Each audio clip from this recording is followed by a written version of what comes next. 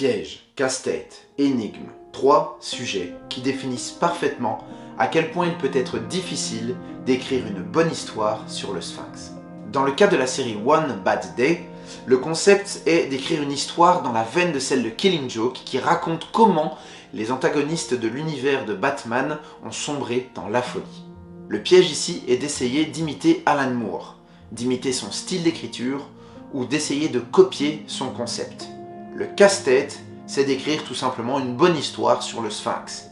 Et l'énigme, c'est comment a-t-il fait pour réussir son coup. Vous l'aurez compris, aujourd'hui j'aimerais vous parler du Sphinx de Tom King et Mitch Gerads. Dans un premier temps, ce qui fait la réussite de ce récit selon moi, c'est l'intelligence de Tom King.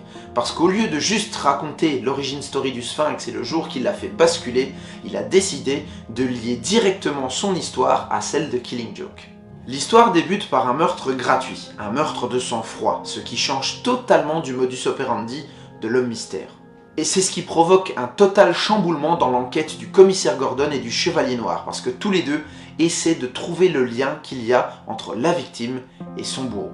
Lors d'un interrogatoire, le Sphinx raconte au commissaire que c'est lui qui est à l'origine du pire jour de sa vie, à savoir le soir où Barbara Gordon a été rendue paraplégique suite à une blessure par balle. Selon ces mots, le Joker est quelqu'un de brouillon, qui n'aime pas préparer des plans à l'avance.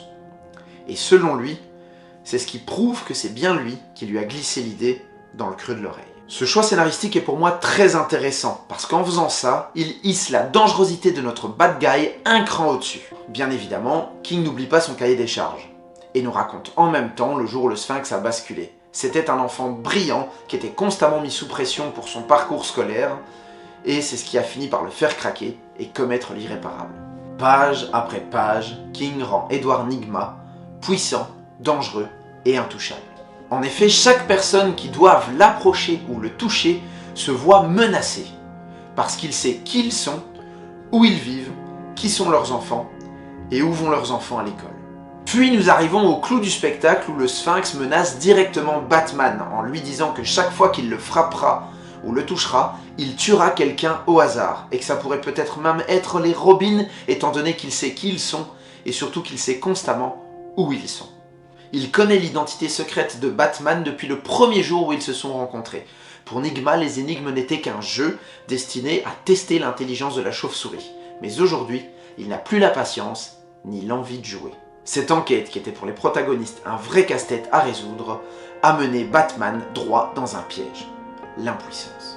Nygma finit par s'en aller pleinement serein, en laissant Batman face à sa propre énigme. Finira-t-il par franchir la ligne du meurtre? Alors que l'on pense que l'histoire est finie et que le Sphinx est victorieux, Batman fait quelque chose que le Sphinx n'avait pas anticipé. Il apporte la réponse à son ultime énigme.